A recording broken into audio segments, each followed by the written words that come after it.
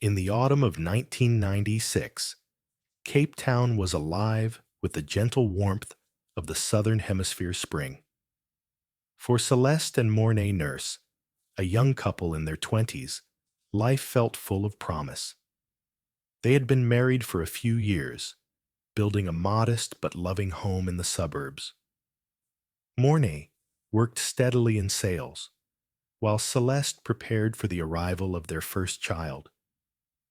They dreamed of the laughter that would soon fill their house, of family holidays along the coast, and of watching their baby grow into a bright, curious little girl. On April 28, 1997, that dream came true.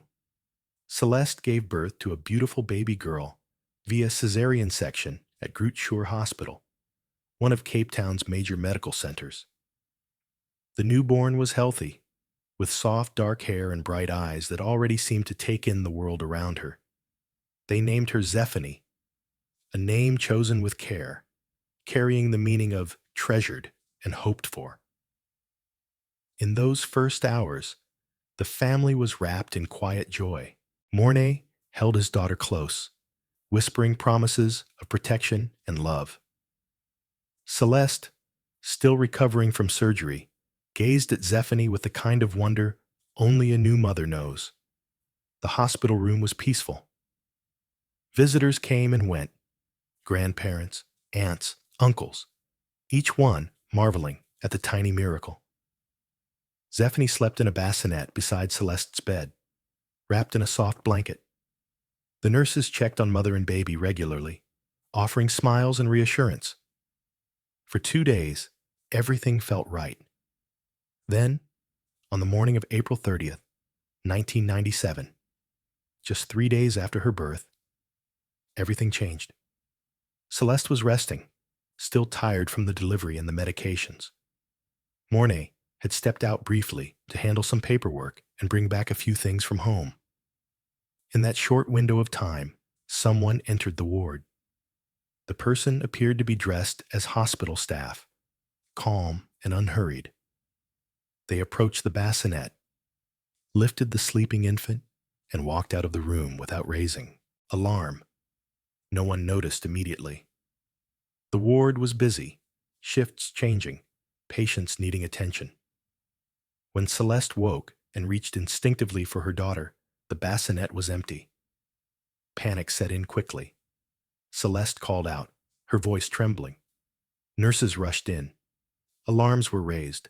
Security was alerted. Morné returned to find the hospital in chaos.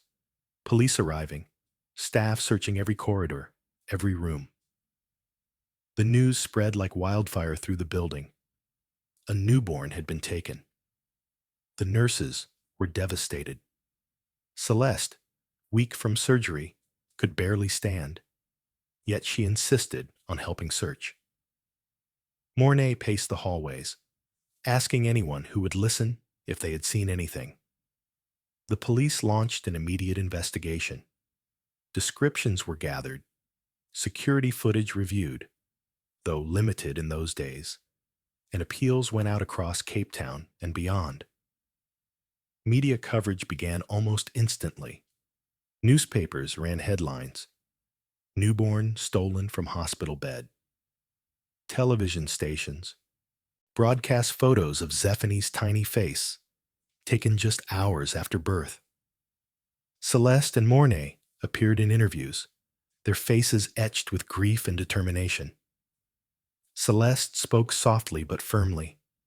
"Please, if you have our baby, bring her back. She's only 3 days old. She needs her mother." Morné added his plea. "We just want our daughter home. No questions asked. Just safe." The public responded with an outpouring of support. Strangers sent cards, flowers, and prayers. Missing posters appeared on lampposts, in shops, and on community boards. Churches held vigils. The story touched hearts across South Africa, a reminder of how fragile joy can be and how fiercely parents will fight for their children. Days turned into weeks. The police followed every lead, reported sightings, tips from the public, even checks on adoption agencies and private homes. But no solid trace emerged. Zephany seemed to have vanished. For Celeste and Morné, the pain was unrelenting. Their home, once prepared with a nursery full of soft toys and tiny clothes, felt hollow. The crib stood empty. Meals were eaten in silence. Nights were long, filled with questions that had no answers. Yet even in the darkest moments, they refused to give up hope. They kept Zephany's room exactly as it was. They continued speaking to the media whenever asked, keeping her face in the public eye. "She's out there," Celeste would say, "and we'll never stop looking." In the years that followed, life brought new chapters amid the ongoing search. Celeste and Morné welcomed more children into their family: sons, Joshua and Micah, and daughter Cassidy, born around 2001. The joy of these new arrivals was profound, yet always tempered by the absence of their firstborn. From the beginning, they spoke openly to their children about Zephany, the big sister who had been taken but was loved beyond measure and never forgotten. Photos of Zephany remained in family albums and on display. Stories were shared at bedtime. The family celebrated her birthday every April 28th with a small cake and candles lit in hope. They made space in their hearts and home for all their children, teaching them about resilience, love, and the power of never giving up. By the early 2000s, the case had grown cold in the eyes of many investigators. Leads dried up. Public attention shifted to other stories. But for the nurses, Zephany was never a cold case. She was their daughter, their first miracle, and the center of their quiet, persistent search. Little did they know that, in a different part of Cape Town, a girl was growing up, happy in many ways, loved by the family she knew, yet unknowingly carrying the identity of the child the nurses had never stopped searching for. Cassidy, the youngest daughter born around 2001, entered the world bringing fresh light to the home. As she grew from toddler to schoolgirl, she absorbed the family story naturally. By the time she was 4 or 5, she knew Zephany's face from the photos on the walls and in albums. She would sometimes sit with Celeste, asking gentle questions. "Where is she now, Mom?" Celeste would answer with honesty and warmth. "We're not sure, but we believe she's safe, and we're always ready for the day she comes home." Cassidy carried this knowledge lightly, like a secret shared with her family. It didn't overshadow her childhood. Instead, it gave her an early sense of empathy and the depth of family bonds. The 2000s and early 2010s were years of ordinary milestones laced with quiet meaning. Cassidy started school, made friends, discovered her love for reading and sports. She excelled in her classes, laughed easily, and brought energy to family gatherings. Joshua and Micah, her brothers, added their own chaos and joy, playing together, arguing over toys, growing into young men. The house was full of noise, homework, birthdays, and the small rituals that hold a family together. Yet on certain days, the atmosphere softened. A shared glance between Celeste and Morné, a candle flickering a little longer. They never pressured the children to dwell on the absence, but they never hid it either. Hope was taught as a daily practice, not a distant dream. Celeste and Morné stayed connected to the broader world of missing children. They attended occasional events, shared updates when asked by media, and kept Zephany's information current with authorities. There were moments of renewed interest, a documentary segment here, a newspaper follow-up there, But mostly, the search lived in their hearts. They raised their children to be kind, resilient, and open-hearted, modeling the very qualities they hoped Zephany would one day recognize in them. Meanwhile, in another suburb of Cape Town, Miché Solomon was building her own life, unaware of the parallel thread running alongside hers. Raised in a caring home with siblings and routines that felt secure, she experienced childhood much like any other child. Playgrounds, school trips, family meals, holidays by the sea. She was told stories of her early arrival, premature, perhaps some challenges, but always framed with love and gratitude. Miché grew into a bright, sociable girl with a warm smile and a quick laugh. She did well academically, enjoyed music and fashion, and formed close friendships. As she entered her teens, high school brought new adventures, group projects, school events, the excitement of planning for the future. She felt rooted, loved, and forward-looking, with no reason to question the life she knew. The two girls, separated by circumstance but connected by blood, moved through the years on parallel paths. One family celebrated birthdays with an extra place in spirit. The other marked them with full tables and laughter. One child learned to carry hope like a quiet companion. The other embraced the present without shadows. Geographically, they were never far. Cape Town is a city of connected suburbs, but emotionally and factually, their worlds remained apart. By 2013 and 2014, the pieces were quietly aligning. Cassidy, now a teenager around 12-13, was finishing primary school. Her parents helped her prepare for the transition to high school, choosing Zwanswick High in Retreat for its welcoming atmosphere and community feel. They packed her school bag together, talked through the excitement of new beginnings, and felt the familiar mix of pride and wistfulness. Another milestone, another step forward, always with Zephany in their thoughts. At Zwanswick High, Miché, now 17, and in her final year, matric grade 12, was wrapping up her high school journey. She navigated the hallways with confidence, focused on exams, farewell parties, and dreams of what came next. Perhaps further studies, perhaps work. She had been at the school for years, part of its fabric, unaware that a new grade 8 student would arrive in January 2015 and change everything.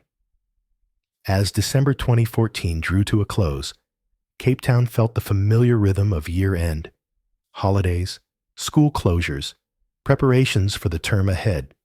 Uniforms were ironed, books ordered, excitement building. In the nurse home, the candle for Zephany's next birthday waited patiently on the shelf. In Miché's home, the family looked forward to the holidays and her graduation year. No dramatic signs heralded what was coming. No premonitions. No coincidences yet revealed. Just two families, two girls, living ordinary lives in the same city.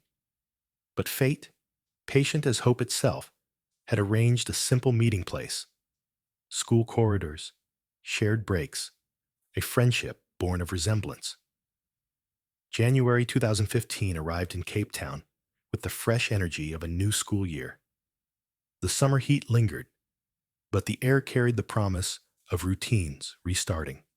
Early mornings, packed lunches, and the hum of classrooms filling once more. For Cassidy Nurse, now 14, and stepping into grade 8 at Zwanswick High School in Retreat, it was a big transition. She felt a mix of excitement and nerves as she walked through the gates for the first time. The school was welcoming, spacious grounds, friendly teachers, and students from all backgrounds. Cassidy quickly made friends, joined in conversations, and settled into her classes. She was outgoing by nature, quick with a smile, and eager to find her place. Unbeknownst to her, One of the senior students she passed in the corridors was someone extraordinarily close. Miché Solomon, 17, and in her matric year, had been at Swanswick for several years. She was popular among her peers, kind, confident, involved in school life, and on track to finish strong. Their paths crossed casually at first, a nod in the hallway, a shared laugh during break time, perhaps sitting near each other in assembly. Nothing unusual, just the ordinary collisions of school life.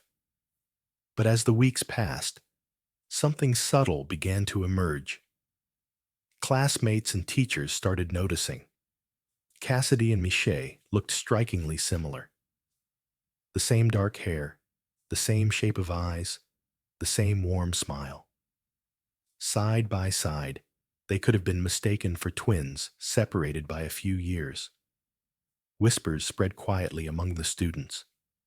"Have you seen how much that new grade 8 looks like Miché?" It's uncanny. They could be sisters. Some even joked about it in passing. Cassidy heard the comments, but didn't think much of them at first. She was busy adjusting to high school. Miché, too, noticed people staring sometimes when she was with the younger girl, but she brushed it off as coincidence. They began chatting more, small talk about classes, teachers, weekend plans. A natural friendship blossomed. They shared lunches occasionally, took photos together, and supported each other through the daily ups and downs of school. For Cassidy, Miché felt like an instant older sister figure, someone cool, kind, and easy to talk to. One afternoon in February, during a break, the two girls took a selfie, just a simple phone photo. Arms around each other, smiling at the camera. They laughed about how alike they looked in the picture, posted it or shared it with friends, and moved on. But that single image became the spark. Cassidy brought the photo home one day. Her parents, Celeste and Morné, glanced at it casually at first, then froze. The resemblance was impossible to ignore. The girl standing next to their daughter looked like a slightly older version of the baby photos they had cherished for 17 years. The same features, the same expression. Celeste felt her heart race. Morné stared in disbelief. They asked Cassidy gentle questions. "Who is this friend? How long have you known her? Where does she live?" Cassidy answered innocently. Her new friend Miché was in Matric, lived nearby, and was really nice. The nurses didn't press too hard at first. They didn't want to alarm her. But inside, a quiet storm of possibility began to build. They had lived with hope for so long that they had learned caution. Yet this felt different, real. Over the next few days, Celeste and Morné quietly gathered more information. They looked at other photos Cassidy had taken with Miché.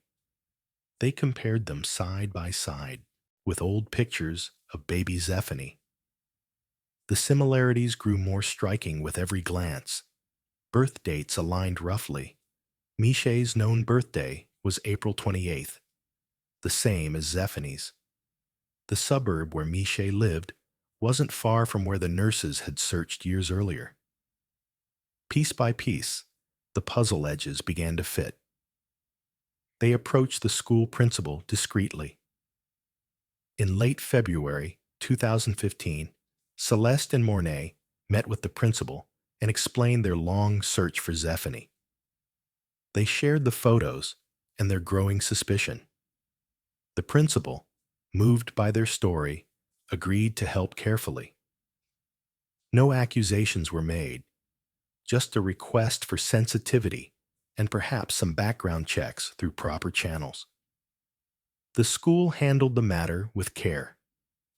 Teachers who had taught Miché over the years were quietly consulted. No one had ever suspected anything amiss in her family life. But the physical resemblance was undeniable to those who now looked closely. By early March, The nurses felt they could wait no longer. They contacted the police, sharing everything: the school connection, the photos, the timeline. Investigators took the matter seriously. A DNA test was arranged, voluntary, confidential, and handled with the utmost respect for everyone involved. Miché was approached gently through the school. Police and social workers explained that there was a possibility she might be connected to a long-missing child case. They told her the story of Zephany Nurse, the baby taken from Groot Shore Hospital in 1997, and showed her photos of the family who had never stopped searching. Miché listened in stunned silence at first. She had grown up secure in her identity, loved by the family she knew. The idea that she might be someone else felt surreal, almost impossible.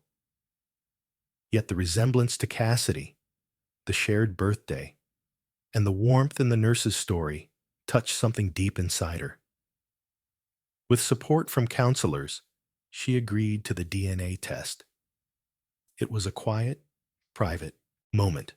No drama, just a swab and waiting. The results came back in mid-March 2015. The DNA match was conclusive, 99.9% certainty. Miché Solomon was Zephany Nurse.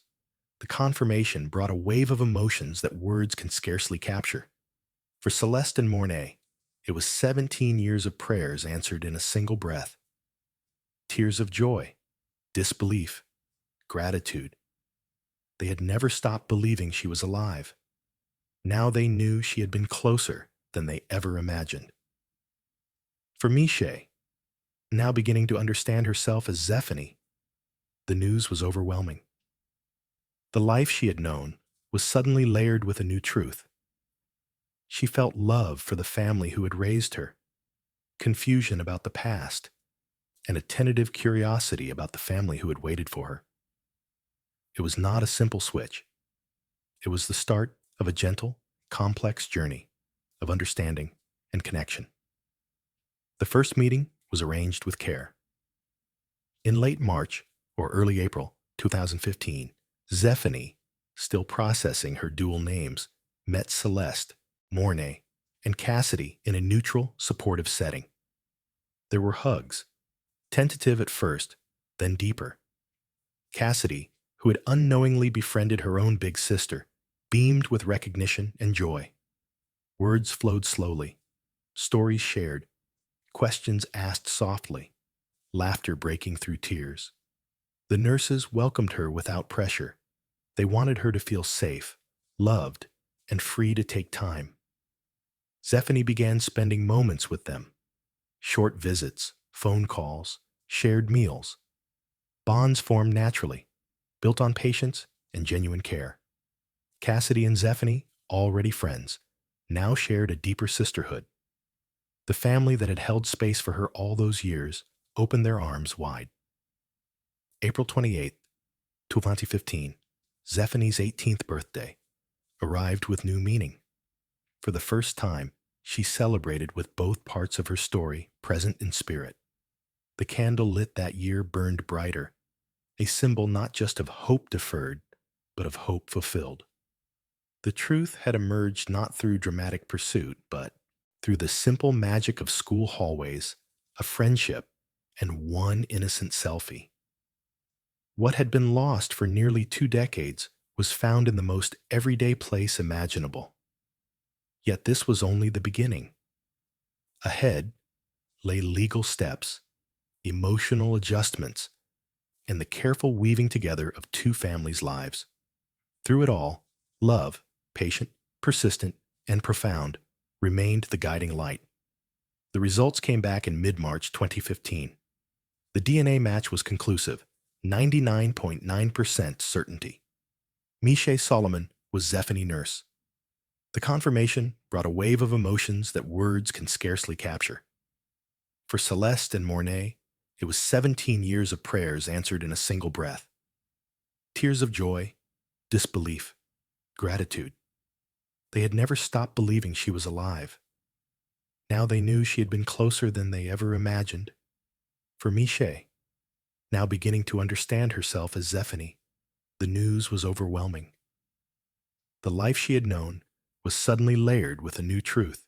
She felt love for the family who had raised her, confusion about the past, and a tentative curiosity about the family who had waited for her. It was not a simple switch. It was the start of a gentle, complex journey of understanding and connection. The first meeting was arranged with care. In late March or early April 2015, Zephany, still processing her dual names, met Celeste, Morné, and Cassidy in a neutral, supportive setting. There were hugs, tentative at first, then deeper. Cassidy, who had unknowingly befriended her own big sister, beamed with recognition and joy. Words flowed slowly, stories shared, questions asked softly, laughter breaking through tears. The nurses welcomed her without pressure. They wanted her to feel safe, loved, and free to take time. Zephany began spending moments with them. Short visits, phone calls, shared meals.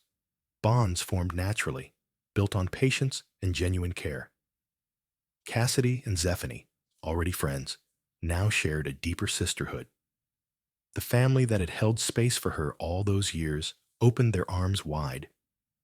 April 28, 2015, Zephany's 18th birthday, arrived with new meaning.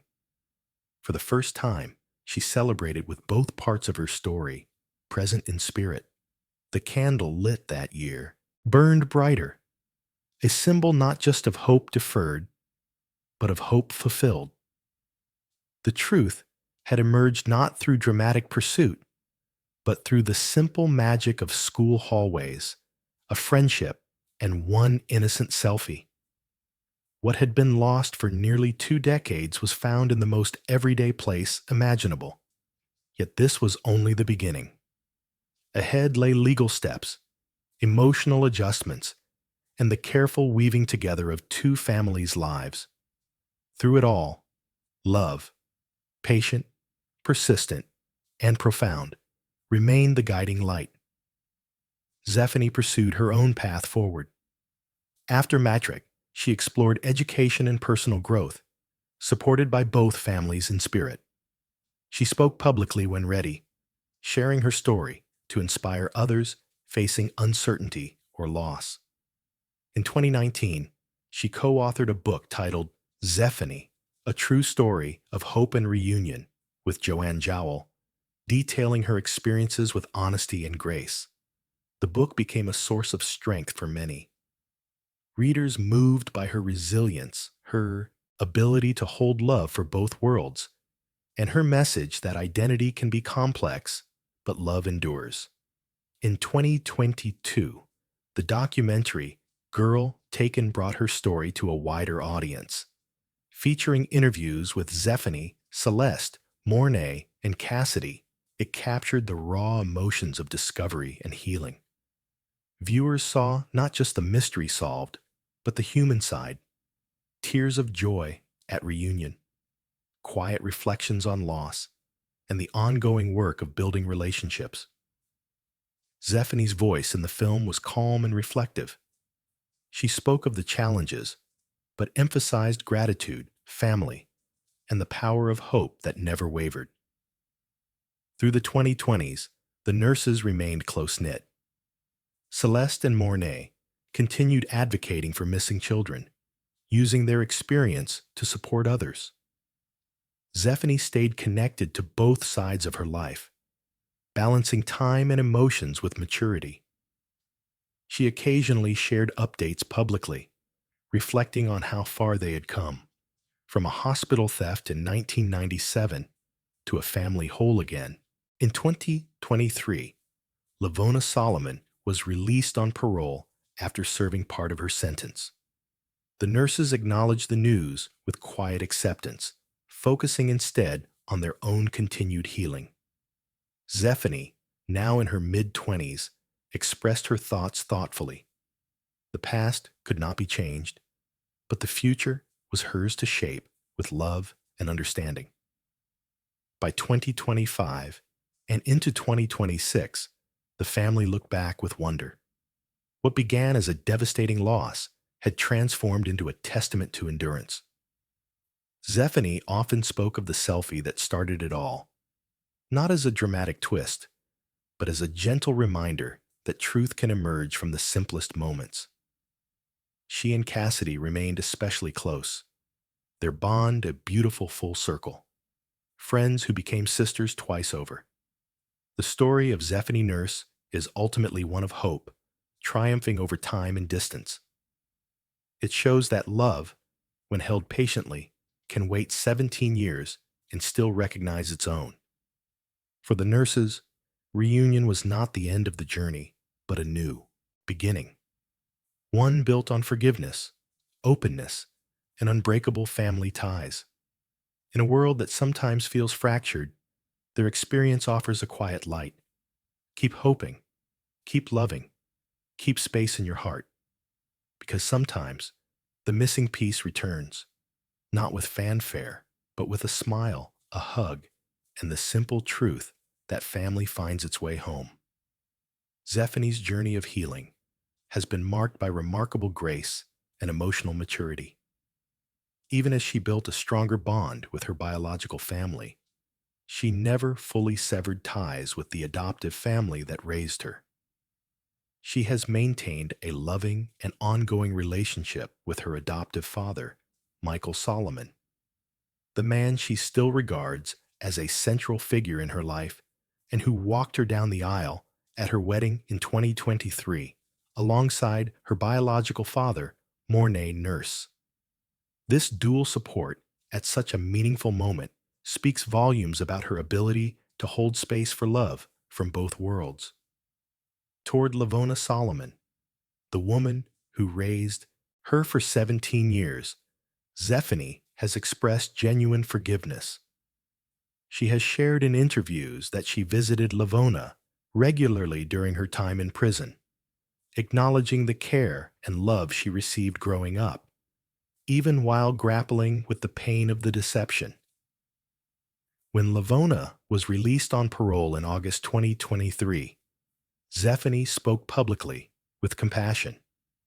She said her heart hurt for how things turned out, and while she has fully forgiven Lavona, she has chosen not to pursue further contact or meetings. This decision reflects not bitterness, but a healthy boundary, one that protects her peace while honoring her own growth and the life she is building with her husband and two young children. In choosing forgiveness without obligation, maintaining gratitude for the good she received, and balancing complex loyalties with quiet strength, Zephany demonstrates profound qualities: empathy that endures hardship, resilience that turns pain into understanding, and a deep capacity for love that refuses to be diminished by betrayal. Her story is not just one of reunion. It is a powerful example of how one person can embrace truth, heal wounds, and move forward with an open yet protected heart. Thank you so much for joining me on this journey today. If her story touched you, moved you, or reminded you of the power of hope and compassion, please hit that like button, subscribe to the channel for more real-life stories of resilience and human connection, and turn on notifications so you never miss an update. Your support means the world. It helps these meaningful tales reach more people who might need a reminder that light can always find its way through the darkest times. Leave a comment below. What part of Zephany's story inspired you most? I'd love to hear from you. Until next time, keep hoping, keep loving, and take care. See you soon.